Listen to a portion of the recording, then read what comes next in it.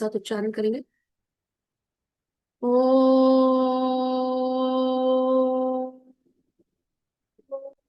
भुवस्व तत्सवितुर्वरेण्यं भर्गो देवस्य धीमहि धियो यो नः प्रचोदयात्। ओम गुरुर्ब्रह्मा गुरुर्विष्णु गुरुरेव महेश्वर गुरुरेव परब्रह्म तस्मै श्री गुरुवे नमः। तस्मै श्री गुरुवे नमः। सभी को प्रणाम। क्योंकि हम लोग ने थर्सडे को पढ़ा था, इसको एक बार रिवाइज करके आगे बढ़ते हैं। एक शब्द साधना, तन्मात्रा की जो साधनाएं बताई जा रही हैं उसके लिए पंच तन्मात्राओं की साधनाएं हैं जो हमारे सूक्ष्म मन शक्तियों को जागरण करने में उपयोगी है। पहली है शब्द साधना। एकांत स्थान में जाइए जहां किसी प्रकार शब्द या कोलाहल ना होता, बाहर के शब्द भी ना सुनाई पड़ते हो। रात्रि को जब चारों ओर शांति हो जाती हो तब इस साधना के लिए बड़ा अच्छा अवसर मिलता है। दिन में करना हो तो कमरे के किवाड़ बंद कर लेना चाहिए ताकि बाहर से शब्द भीतर ना आए। कहने का मतलब एकांत स्थान चुनना है जहां बाहर से कोई डिस्टरबेंस ना आए। या तो आप रात्रि की नीरवता में इसको करिए या दिन में कोई शांत कोना ढूंढ करके बाहर की आवाजों को ऑब्स्ट्रक्ट करें, उसके बाद इस साधना के लिए बैठे। पहला, शांत चित्त से पद्मासन लगाकर बैठिए, नेत्र बंद कर लीजिए। एक छोटी घड़ी कान के पास ले जाइए और उसकी टिक टिक को ध्यान पूर्वक सुनिए। अब धीरे धीरे घड़ी को कान से दूर हटाते जाइए और ध्यान देकर उसकी टिक टिक को सुनने का प्रयत्न कीजिए। घड़ी और कान की दूरी को बढ़ाते जाइए। धीरे धीरे अभ्यास से घड़ी बहुत दूर रखी होने पर भी टिक टिक कान में आती रहेगी। डॉक्टर साहब जरा कंटिन्यू करिए ना, एक फोन। इस घड़ी की आवाज को सुनने की जगह पे आप एक काम ये भी कर सकते हैं कि आप अपने मोबाइल में AWGP ओंकार ध्वनि बाई पंडित श्रीराम शर्मा आचार्य लगा दें। इससे आपको और ज्यादा सहस्त्रों गुना फायदा होगा। हमारे गुरुदेव पंडित श्रीराम शर्मा आचार्य की आवाज में ओंकार ध्वनि YouTube पे पड़ी हुई है। उस आवाज को आप अपने मोबाइल की आवाज को इतना धीमे कर लीजिए कि कान के पास रखने पे तो सुनाई पड़े, लेकिन जब आप उस मोबाइल को थोड़ा दूर ले जाएं अपने कान से तो वो आवाज आपको ना सुनाई पड़े। तो जो, क्योंकि घड़ियां अब आजकल लोगों के घरों में शायद ही कहीं मिले जिसमें चाबी भरते थे और टिक टिक की आवाज आती थी। मेरे ख्याल से ऐसी घड़ी मिलना मुश्किल है। अगर मिल जाए तो अच्छी बात है, नहीं मिले तो आप परम पूज्य गुरुदेव की आवाज में ओंकार ध्वनि लगा दीजिए। ये ओंकार ध्वनि जब गुरुदेव की आवाज में आप सुनेंगे तो घड़ी की टिक टिक से तो अरबों गुना ज्यादा फायदा होगा। और इस मोबाइल की आवाज को आप इतना कम कर लें कि केवल कान के पास रखने पे सुनाई पड़े, लेकिन जब कान से दूर ले जाएं तो वो ना सुनाई पड़े। तो यही बात गुरुदेव कह रहे हैं। शांत चित्त से पद्मासन लगाकर बैठिए, नेत्र बंद कर लीजिए, एक छोटी घड़ी कान के पास ले जाइए और उसकी टिक टिक को ध्यानपूर्वक सुनिए। अब धीरे धीरे घड़ी को कान से दूर हटाते जाइए और ध्यान देकर उसकी टिक टिक को सुनने का प्रयत्न कीजिए। घड़ी और कान की दूरी बढ़ाते जाइए। धीरे धीरे अभ्यास से घड़ी बहुत दूर रखी होने पर भी टिक टिक कान में आती रहेगी। बीच में जब ध्वनि प्रभाव शिथिल हो जाए तो घड़ी को कान के पास लगाकर कुछ देर तक उस ध्वनि को अच्छी तरह सुन लेना चाहिए और फिर दूर हटाकर सूक्ष्म कर्णेंद्रियों से उस शब्द प्रवाह को सुनने का प्रयत्न करना चाहिए। तो ये आपने अगर अभ्यास किया तो सोचिए, अगर गुरुदेव की आवाज में ओम ध्वनि का अभ्यास करेंगे तो कितना अच्छा आपका एक साधन हो जाएगा। घड़ियाल, दूसरा पॉइंट बता रहे हैं गुरुदेव, घड़ियाल में एक चोट मारकर उसकी आवाज को बहुत देर तक सुनते रहना, और फिर बहुत देर तक उसे सूक्ष्म कर्णेंद्रियों से सुनने का प्रयत्न करना।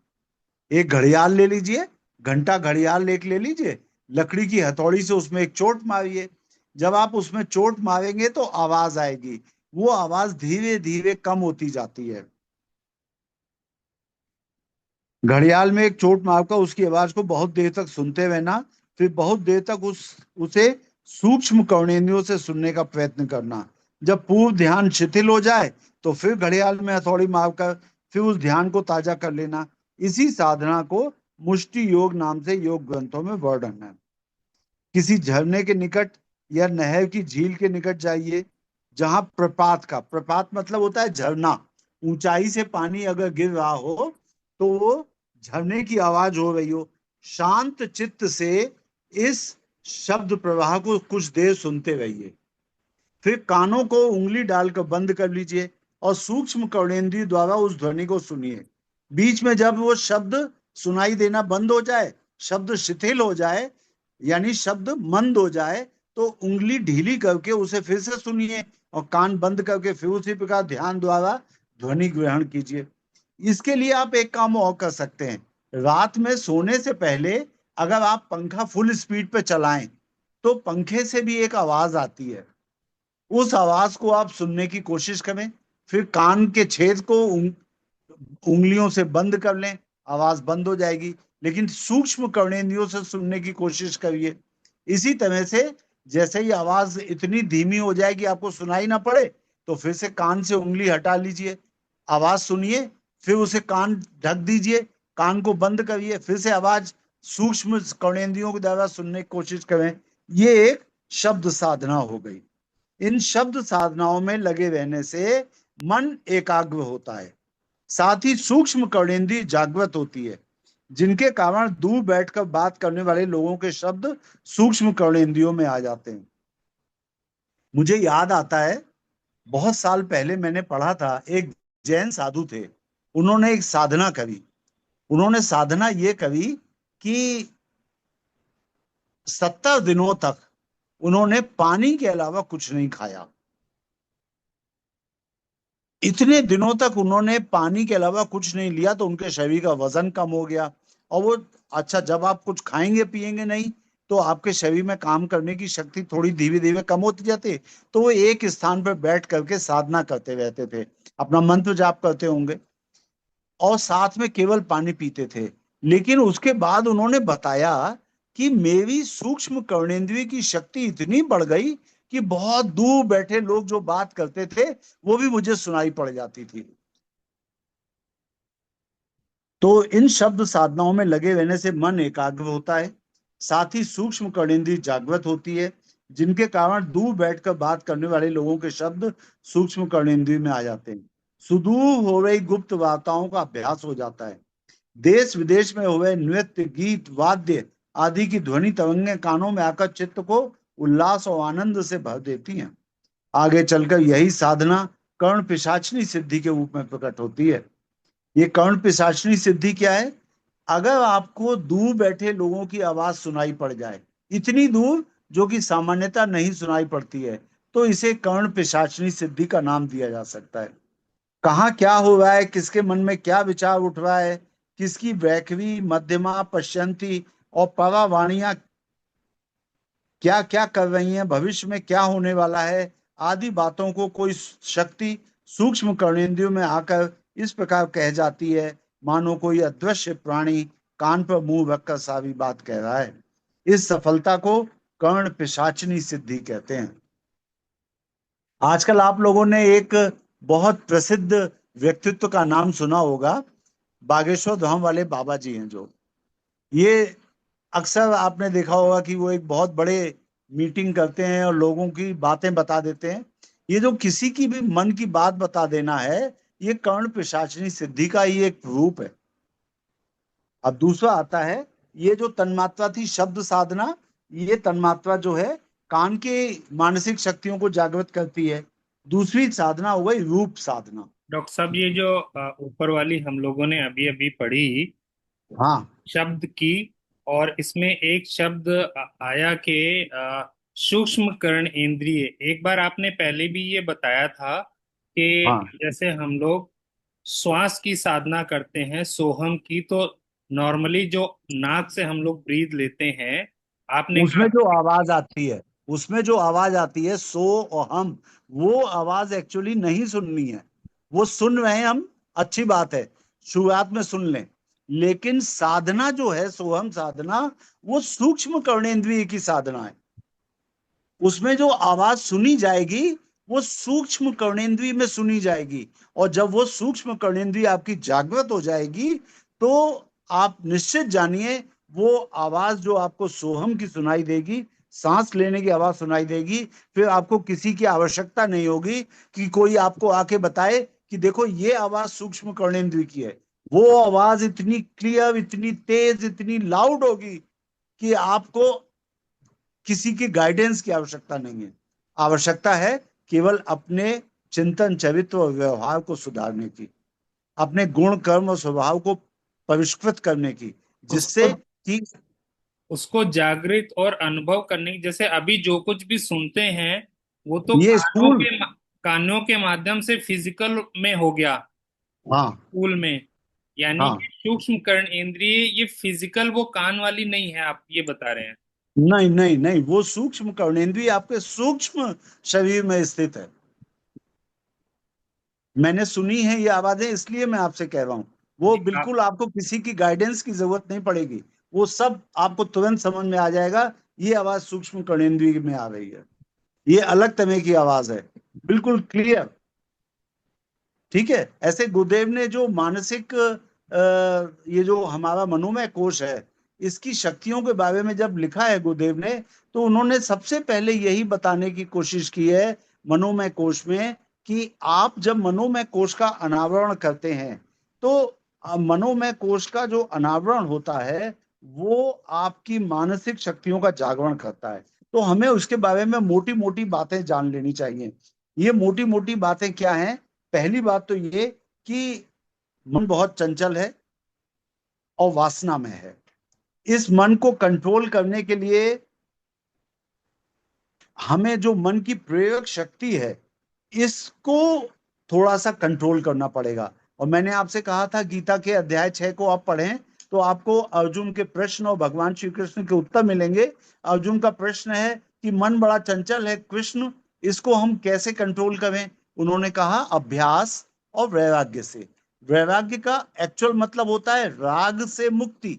राग का मतलब किसी से अनावश्यक प्रेम करना, जैसे अपने बच्चों से अनावश्यक प्रीति, अपने पति या पत्नी से अनावश्यक प्रीति, जो मर्यादा में है, जो उचित है, जो कर्तव्य की तरह से है। जैसे गुरुदेव भी यही सिखाते हैं ना, कि जो काम आपको करना है उसे कर्तव्य मान के करो।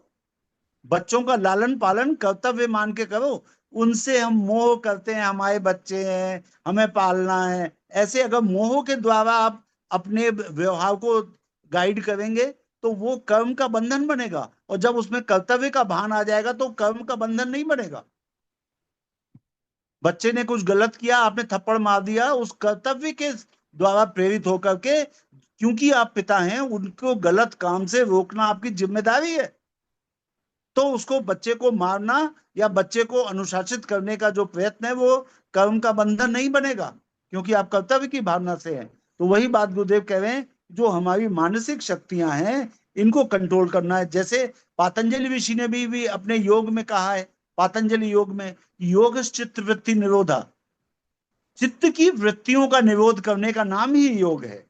गुरुदेव बहुत क्लियरली कहते हैं कि मनोमय कोश का जो विकास और परिष्कार है, उसमें कई बातें हमको सीखनी चाहिए। पहली बात तो ये, आपने कई लोगों को देखा होगा बड़े हताश और निराश और निराशावादी हो जाते हैं। तो गुरुदेव ने उनके लिए क्लियरली कहा है कि डॉक्टर फ्रैंकल का नाम लिया उन्होंने। डॉक्टर फ्रैंकल वियना के एक मनोचिकित्सक हैं।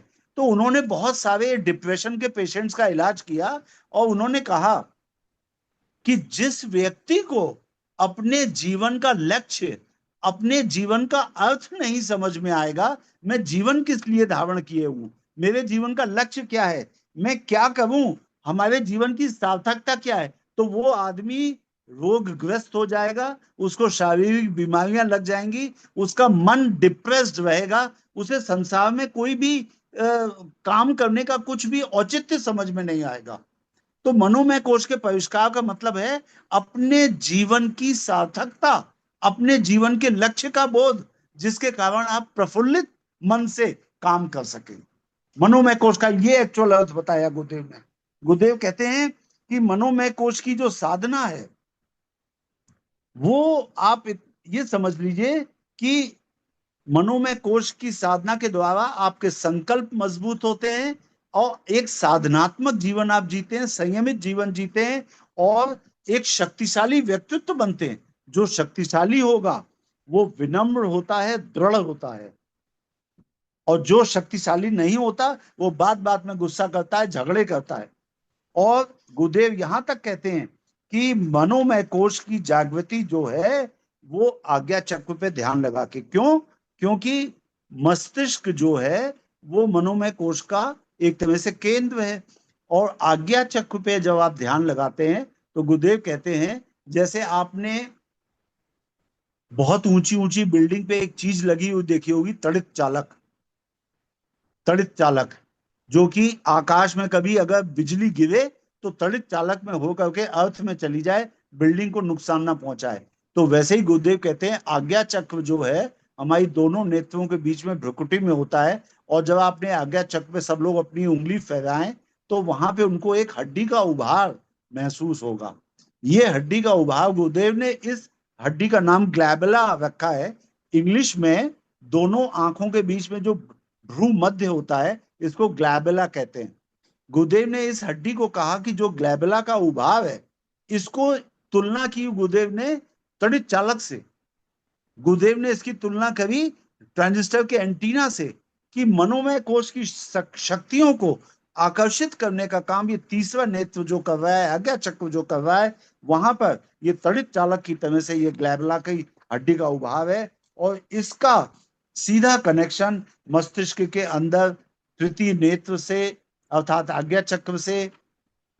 और ये क्या करता है? ये अंदर जाकर के मानसिक शक्तियों को कंट्रोल करने का काम करता है पिट्यूटरी हाइपोथैलेमस एक्सेस के द्वारा। पिट्यूटरी ग्लैंड जो है मास्टर ग्लैंड कहलाती है, इसका कंट्रोल हाइपोथैलेमस के पास है। और ये जो आज्ञा चक्र है इसके ठीक पीछे हमारे एक एक आंख से एक नस निकलती है, वो क्रॉस करती है एक दूसरे को, एक्स बनाती हैं। दाएं आंख से निकली हुई नर्व बाईं तरफ जाती है और बाईं आंख से निकली नर्व दाहिनी हो जाती है, और एक्स की तरह से दोनों एक दूसरे को क्रॉस करते हैं। इसको ऑप्टिक कियाज्मा कहते हैं। ये थर्ड आई के पीछे आज्ञा चक्र के पीछे की जगह है, और यहीं पे हाइपोथैलेमस पिट्यूटरी एक्सेस पे मिल जाता है। इसी जगह पे हम लोगों को बहुत ज्यादा काम करना है मनोमय कोश में। तो जो मनोमय कोश की साधना है वो एक्चुअली 4 तरह से गुरुदेव ने बताई है। उसमें हम लोग पढ़ रहे हैं तन्मात्रा साधना। तन्मात्रा क्या होता है? तन्मात्रा होता है जो 5 तत्व हैं, जब हमारी ज्ञानेंद्रियों से संसर्ग करते हैं, इंटरैक्ट करते हैं, तो उनकी जो अनुभूति होती है उसे तन्मात्रा कहते हैं। तो पहली तन्मात्रा हम लोगों ने पढ़ी शब्द साधना। शब्द साधना में हमें कोई एक शब्द प्रवाह कोई आपके नजदीक में हो रहा है तो उसको सुनना है। उसको सुनने के साथ साथ जो उसका सोर्स है, जैसे घड़ी की टिक टिक है तो घड़ी को कान से दूर करें और सूक्ष्म कर्णेंद्रियों में उसको अनुभव करने की कोशिश करें उस शब्द को। जब वो अनुभव ना हो तो फिर से उसको कान के पास लाइए, फिर से सुनिए, फिर दूर ले जाइए और फिर सुनने का अभ्यास करिए सूक्ष्म कर्णेंद्रियों में। अब इसी तरह से एक साधना हमको करनी है, रूप साधना। वेद माता गायत्री का या सरस्वती, दुर्गा, लक्ष्मी, भगवान राम, भगवान श्री कृष्ण आदि जो भी आपके इष्ट देव हों, उनका सबसे सुंदर चित्र या प्रतिमा छोटी सी मिले तो उसे ले लीजिए। एकांत स्थान में ऐसी जगह बैठिए जहां पर्याप्त प्रकाश हो। इस चित्र या प्रतिमा के अंग प्रत्यंगों को मनोयोग पूर्वक देखिए। इसके सौंदर्य एवं विशेषताओं को खूब बारीकी के साथ देखिए। 1 मिनट इस प्रकार देखने के बाद नेत्रों को बंद कर लीजिए। अब उस चित्र के रूप का ध्यान कीजिए और जो बारीकियां, विशेषताएं अथवा सुंदरताएं चित्र में देखी थी, उन सबको कल्पना शक्ति द्वारा ध्यान के चित्र में आरोपित कीजिए। तो एक तरह से ये अंतःत्वाटक हुआ, है ना। तो रूप साधना क्या है? आंखों के द्वारा जो भी हम देखते हैं रूप है।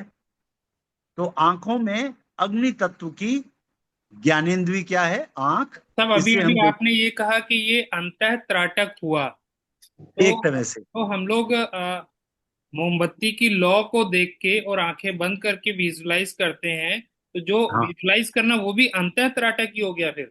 बिल्कुल। हाँ, अगर नेत्र बंद करके देख रहे हैं तो अंतःत्वाटक।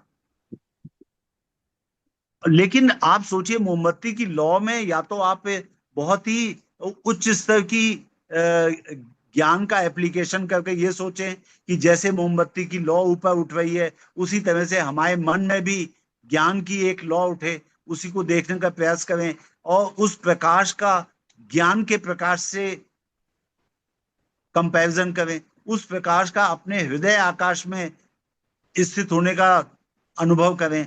तो मोमबत्ती की लौ की अपेक्षा गुरुदेव कह रहे हैं वेद माता गायत्री का, सरस्वती का, दुर्गा का, लक्ष्मी जी का, भगवान राम का, भगवान कृष्ण का, इन सब लोगों का चित्र जो कि आपके इष्ट हो, इनको देखें, मनोयोग पूर्वक देखें, ध्यान से देखें, इनके सौंदर्य विशेषताओं को खूब बारीकी के साथ देखिए। 1 मिनट इस प्रकार देखने के बाद नेत्रों को बंद कर लीजिए। अब उस चित्र के रूप का ध्यान कीजिए और जो बारीकियां, विशेषताएं अथवा सुंदरताएं चित्र में दिखी थी, उन सबको कल्पना शक्ति द्वारा ध्यान के चित्र में आरोपित कीजिए। फिर नेत्र खोल लीजिए, उस छवि को देखिए।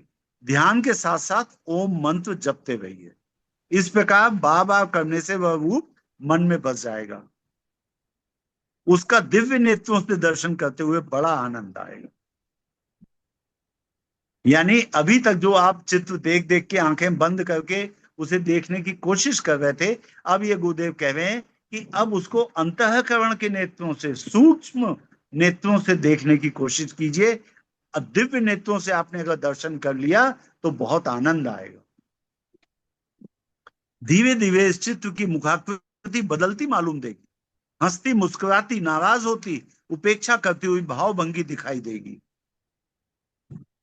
ये प्रतिमा स्वप्न में अथवा जागृत अवस्था में नेत्रों के सामने आएगी और कभी ऐसा अवसर आ सकता है जिसे प्रत्यक्ष साक्षात्कार कहा जा सके। जब आप बार बार एक ही अपने इष्ट देव के चित्र को, अगर ये आपको करना है कि जब वो प्रत्यक्ष में साक्षात्कार चाहते हैं तो एक ही इष्ट की मूर्ति का बार बार ध्यान करें, बदल बदल के नहीं। जब एक ही मूर्ति का बार बार ध्यान करेंगे तो कभी प्रत्यक्ष साक्षात्कार की भूमिका भी आ जाएगी। आरंभ में यह साक्षात्कार धुंधला होता है, फिर धीरे धीरे ध्यान सिद्ध होने से वह छवि अधिक स्पष्ट होने लगती है। पहले दिव्य दर्शन ध्यान क्षेत्र में ही रहता है, फिर प्रत्यक्ष परिलक्षित होने लगता है।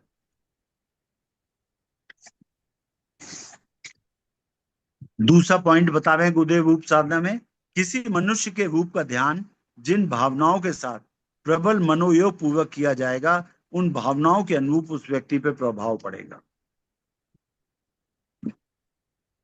आप लोगों को एक छोटी सी बात बताते हैं। महाभारत का युद्ध चल रहा था।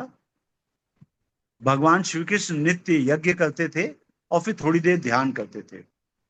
श्रद्धेय डॉक्टर प्रणव पंड्या के लेक्चर में भी मैंने सुना, परम पूज्य गुरुदेव कहा करते थे, श्रद्धेय डॉक्टर साहब ने बताया, परम पूज्य गुरुदेव नित्य 4 घंटे ध्यान करते थे। नित्य दोपहर 12 बजे से 4 बजे तक नित्य का ध्यान करना था, होता था उनका।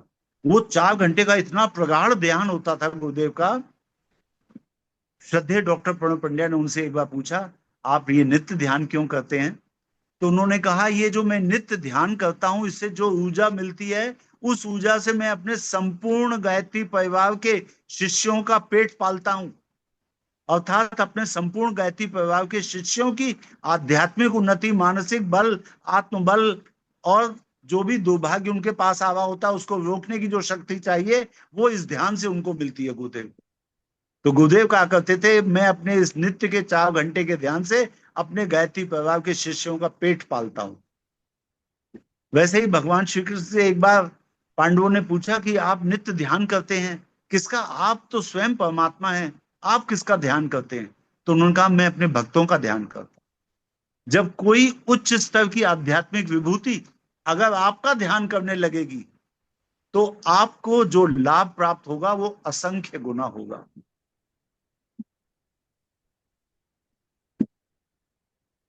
परम पूज्य गुरुदेव यहाँ पर मेरे सामने एक सिस्टर बैठती हैं, काम करती हैं, वो बहुत ही भावनाशील हैं। उनकी भावनाओं का स्तर ये है कि अगर मौसम खराब हो तो उनके आंसू टपकने लगते हैं बैठे बैठे। मैंने कहा क्या हो गया आपको? बोली इतनी ठंड पड़ रही है डॉक्टर, जो गरीब लोग होंगे वो कैसे रह पाएंगे। मैं तो भगवान से प्रार्थना कर रही हूँ रो रो के कि इतनी ठंड मत करो, गरीब लोग ठंड सह नहीं सकते, उनके पास स्वेटर नहीं होते हैं ज्यादा। ये स्तर है भावनाओं का। एक दिन अचानक बैठे बैठे सो गई। कभी नहीं सोती, बहुत ही भावनाशील और बहुत ही कर्मठ। 2 मिनट में उठ गई। मैंने कहा क्या हो गया था? गुरुदेव आए, मेरे हृदय में बैठे, एक बार गायत्री मंत्र बोला और चले गए। मैं विचलित हो गई। ऐसा ऐसा स्वर्गीय आनंद आया गुरुदेव के गायत्री मंत्र बोलते ही। ऐसा लगा जैसे मैं किसी और लोक में पहुंच गई हूं। तो बाद में मैंने कई वरिष्ठ लोगों से पूछा तो उन्होंने कहा हाँ, गुरुदेव को जब भी लगता है कि इसकी आवश्यकता है, कि इस बच्चे की साधना कम पड़ रही है या इस बच्चे को ऊपर उठने की जरूरत है, तो वो क्षण भर के लिए ऐसा भी करते हैं कि आपके अंतःकरण में एक गायत्री मंत्र के बीज डाल दिया। अब आप कई महीनों तक उसके द्वारा प्रेरित होते रहेंगे। तो यही बात गुरुदेव कह रहे हैं कि किसी मनुष्य के रूप का ध्यान जिन भावनाओं के साथ प्रबल मनोयोग पूर्वक किया जाएगा, उन भावनाओं के अनुरूप उस व्यक्ति पर प्रभाव पड़ेगा। अगर आप अपने बच्चे को कभी बीमार महसूस करें, उस बच्चे का ध्यान करिए, भगवान से प्रार्थना करिए कि हमारे बच्चे को ठीक कर दें। तो आपकी जो आत्मिक स्तर होगा, आध्यात्मिक स्तर होगा, उसके अनुरूप उसको ऊर्जा प्राप्त होने लगेगी। और गुरुदेव की कृपा हो गई तो फिर कहना ही क्या। किसी के विचारों को बदलने, द्वेष मिटाने, मधुर संबंध उत्पन्न करने, बुरी आदतें छुड़ाने, आशीर्वाद या शाप से लाभ हानि पहुंचाने आदि के प्रयोग इस साधना के आधार पर होते हैं। आपको किसी को आशीर्वाद देना है, अपने हृदय क्षेत्र में उसे बैठाइए, उसके लिए कुछ बार गायत्री मंत्र का जाप करिए और मन से उसे आशीर्वाद दीजिए। अपने बच्चे को अपनी गोदी में बैठा हुआ, अपने हृदय में बैठा हुआ महसूस करिए, उसके सर पे हाथ फिराइए, गुरुदेव से प्रार्थना करिए, गायत्री मंत्र बोलिए उसके लिए, उसको ऊर्जा मिल जाएगी। तांत्रिक लोग विशेष कर्मकांडों एवं मंत्रों द्वारा किसी मनुष्य का रूप आकर्षण करके उसे रोगी, पागल एवं वशवर्ती करते देखे गए हैं। और तांत्रिक लोग इसका गलत तरह से भी इस्तेमाल करते हैं। किसी व्यक्ति का नुकसान करना होता है तो उसकी फोटो सामने रख के उसका ध्यान करते हैं और उसको नुकसान पहुंचाने की कोशिश करते हैं। छाया पुरुष की सिद्धि भी रूप साधना का एक अंग है। शुद्ध शरीर और शुद्ध वस्त्रों से बिना भोजन किए मनुष्य की लंबाई के दर्पण के सामने खड़े होकर अपनी आकृति ध्यान पूर्वक दी। सुबह नहा धो लीजिए, शरीर बिल्कुल स्वस्थ हो, शुद्ध शरीर हो, नहाया धोया हुआ, साफ धुले हुए कपड़े पहने, भोजन बिना किए, भोजन करने से पहले मनुष्य की लंबाई के दर्पण के सामने खड़े होकर अपनी आकृति ध्यान पूर्वक देखिए। थोड़ी देर बाद नेत्र बंद कर लीजिए और उस दर्पण की आकृति का ध्यान कीजिए। आपने अपनी आकृति को देखा दर्पण में, कुछ देर बाद ध्यान ऐसा करिए कि आपने नेत्र बंद कर लिए और अपने अंतःकरण में अपनी आकृति का ध्यान करिए। अपनी छवि आपको दृष्टिगोचर होने लगेगी। कई व्यक्ति दर्पण की अपेक्षा यही काम स्वच्छ पानी में, तिल के तेल में या पिघले हुए घी में अपनी छवि देखकर उसका ध्यान करते हैं। दर्पण की साधना करने से शांति प्राप्त होती है, तेल के अंदर छाया देखने पे संहारक शक्ति आती है और घृत के अंदर अपनी छाया देखने पे उत्पादक शक्ति आती है। सूर्य और चंद्रमा जब मध्य आकाश में ऐसे स्थान पे हो कि उनके प्रकाश में खड़े होने पर आपकी छाया 3.5 हाथ रहे, तो उस समय अपनी छाया पर भी उस प्रकार साधन करना कल्याणकारक माना गया है। जब सूर्य सर के ऊपर हो और आपकी छाया जमीन पर पड़ती हो 3.5 हाथ की, तो उस छाया पे भी आप अपनी शक्ति का आरोपण करके और उसकी साधना आप करें। लेकिन सबसे अच्छा दर्पण में देखें। दर्पण में देख करके जब आप छाया सिद्धि करते हैं तो उससे शांति प्राप्त होती है। तो ये भी एक तरह से आपको अभ्यास करने के लिए बताया। ये छाया सिद्धि में अगर आपने छाया पुरुष सिद्ध कर लिया तो ये आपका एक नौकर तैयार हो जाता है। लेकिन उस नौकर के अंदर ताकत उतनी ही होगी जितनी आपके अंदर आत्मबल होगा। अगर प्राण शक्ति ज्यादा है तब तो वो जो आपका छाया पुरुष है उसमें ताकत होगी, वो आपके काम भी करके आएगा। लेकिन अगर आपके अंदर प्राण शक्ति कम है तो फिर वो किसी काम का नहीं। आज के लिए इतना ही, शेष हम लोग अगली बार डिस्कस करेंगे। तो सब अभी अभी जो आपने ये पढ़ा कि आपकी छाया 3.5 हाथ, तो ये आपने 3.5 मतलब कैसे पढ़ लिया इसको? हम लोग जो, तीन के बाद वो दो खड़ी लाइनें हैं ना। वही पूछने का तात्पर्य है कि मतलब हाँ, इसके। ये पुराने पुराने जमाने की जो गणित होती थी उसमें पूरी गिनती के बाद अगर एक लाइन है तो सवा, दो लाइन है तो साढ़े, तो ये तो साढ़े 3 है तीन तो हाथ जब है होना। पौने चार, फिर वो पौने चार हो जाती है। ठीक है। तो ये जो खड़ी लाइनें हैं ये 0.25 के बराबर गिना जाता है ये डॉक्टर सभी साहब को। प्रणाम साहब, डॉक्टर साहब प्रणाम। सादर प्रणाम भैया, सादर प्रणाम। मैं ये जो अभी आप जो शब्द साधना बता रहे थे, जी उसमें जो बौद्ध धर्म है जी। उसमें एक ऐसा बर्तन होता है धातु का, हाँ, गोल, उसकी आवाज। उस पर घुमाते हैं, उसमें एक रॉड टाइप की होती है छोटी सी। जी जी जी जी। हाँ, उसको घुमाते हैं तो उससे एक एक मतलब एक लगातार ध्वनि होने लगती है। ओम जैसी। जी जी जी। तो हाँ वो हाँ उसको भी ध्यान करते हैं। वो हाँ। वहां पर है सिस्टम, मैंने देखा, नेपाल में देखा था मैंने, जब नेपाल में जी था जी मैं। जी तो जी। वो भी इसी का एक प्रकार है। हाँ, जी। ठीक है, तो बहुत अच्छा स्वाध्याय साहब, डॉक्टर साहब आपके माध्यम से चल रहा है, बड़ी कृपा हम लोगों के ऊपर है, भगवान की, गुरुदेव की। गुरुदेव की कृपा है भैया, गुरुदेव की कृपा है। जी और जी इसका सबसे ज्यादा फायदा तब मिलेगा भैया जब हम लोग पिछले पढ़े हुए स्वाध्याय को कुछ कुछ अपनाते जी रहें, कुछ जी कुछ जी अपनाते रहें। जी जी जी जी ठीक है जी। भैया, सभी को प्रणाम। ये जो अध्याय, हाँ, चलिए प्रणाम। नहीं नहीं, बताइए भैया। मैं ये अध्याय छठे का जो हाँ अध्याय छठे का गीता में हाँ जो 35वां श्लोक है, हाँ उसमें जो आदि गुरु शंकराचार्य जी हैं उनके भाष्य से मैं थोड़ा सा सबके लिए हाँ पढ़ना हाँ, चाहता बिल्कुल हूँ। बिल्कुल, बताइए भैया। उसको संस्कृत में है, उसका हिंदी में वो बता रहे हैं। जी हे जी। महाबाहो, हाँ मन चंचल और कठिनता से वश में होने वाला है, इसमें कोई संदेह नहीं। जी। किंतु अभ्यास से, अर्थात किसी चित्त भूमि में एक समान वृत्ति की बारंबार आवृत्ति करने से हाँ और दृष्ट तथा अदृष्ट प्रिय भोगों में बारंबार दोष दर्शन के अभ्यास द्वारा उत्पन्न हाँ। हुए इच्छा रूप वैराग्य से चित्त के विक्षेप रूपी प्रचार, मतलब अर्थात चंचलता को रोका जा सकता है। जी जी अर्थात इस प्रकार उस मन का निग्रह निरोध किया जा सकता है। जी। इसमें मतलब वैराग्य की परिभाषा उन्होंने बताई है हाँ, कि दृश्य जो तथा अदृश्य राग वाली प्रिय चीजें भोगों हैं में, उनके अंदर दोष देखें। हाँ, बारंबार दोष दर्शन के अभ्यास से हाँ हाँ। राग उत्पन्न होता है। ये हथौत में लिखा है उन्होंने। ये जो मेरे, आपने दोष दर्शन वाली बात बताई है, ये जी वेमना चरित्र में एक बहुत अच्छी, दक्षिण भारत में एक बहुत अच्छे संत हुए हैं वेमना।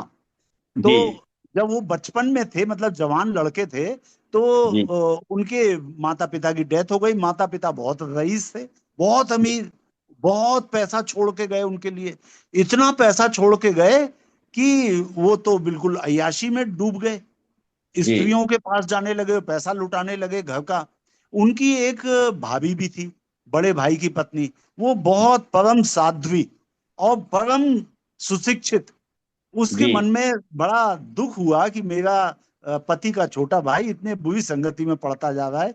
तो जो आपने दोष दर्शन वाली बात कही, तो उस वेमना चरित्र में आती है कि जब घर का सारा पैसा चुक गया तो वो भाभी के जेवर चुरा के और जाने लगा। तो भाभी ने देख लिया और भाभी ने कहा, बेटा जो कुछ मेरे पास रह गया वो भी ले जाओ। तुम किस लिए ले जा रहे हो मुझे पता है, बाजार की स्त्रियों को देने के लिए ले जा रहे हो। बस एक निवेदन करती हूँ कि ये सारा सोना जिस स्त्री को भी तुम दो, तो बस उससे इतना कहना कि आप कृपया अपने कपड़े उतार दीजिए सारे, और मैं आपको पीछे खड़े होकर के सोना दूंगा और आप झुक करके पीछे अपने दोनों हाथ करके लीजिएगा।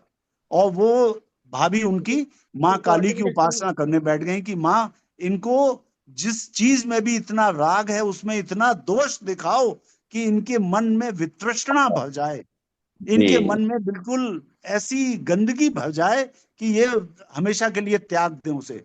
तो वेमना ने कहा ठीक है, जब आपने सब दे ही दिया तो अब क्या दिक्कत है। वो सारा सोना लेकर के गए, बहुत बड़ी गठरी थी सोने की, और जिस स्त्री को देना चाहते थे उसको दिया, लेकिन भाभी की बात की इज्जत रख ली। बोले आप ऐसा करिए, सारे कपड़े उतार के ये सोना ले लीजिए। तो वो स्त्री तो अत्यंत प्रसन्न हो गई। फिर उन्होंने कहा सुनिए, लेने के तरीका अलग होगा, आप सामने झुक के अपने दोनों हाथ पीछे करिए और तब मैं ये दूंगा सोना आपको। उस स्त्री ने वैसे ही झुक करके जब लिया तो स्त्री के मल द्वार पे मल लगा हुआ था और बच्चों के पैदा होने के स्थान पे उसके गंदगी लगी हुई थी। वो सब देख करके और भाभी की जो माँ काली के सामने बैठ करके की गई साधना, उसका प्रभाव कि उसके मन में ऐसी वितृष्णा पैदा हुई कि उसने अपने उस मोह में, उस राग में ऐसा द्वेष देखा। जो आपने बात कही ना, शंकराचार्य ने कहा दोष दर्शन करो, वो उस जी वेमना चरित में आता है। और तत्क्षण, उसी क्षण उसने वो धन वहां पे छोड़ दिया और उसके बाद वो सन्यास ले लिया उन्होंने। और जो हृदय परिवर्तन हुआ उसके बाद उन्होंने वेमना चरित करके एक महाकाव्य लिखा। कहते हैं साउथ इंडिया में जो लोग भी सन्यास आश्रम में जाते हैं तो उनके लिए वो अद्भुत पढ़ने का ग्रंथ है। जी, बहुत बहुत बहुत धन्यवाद डॉक्टर साहब, बहुत बहुत धन्यवाद प्रणाम सर। प्रणाम भैया। प्रणाम प्रणाम प्रणाम।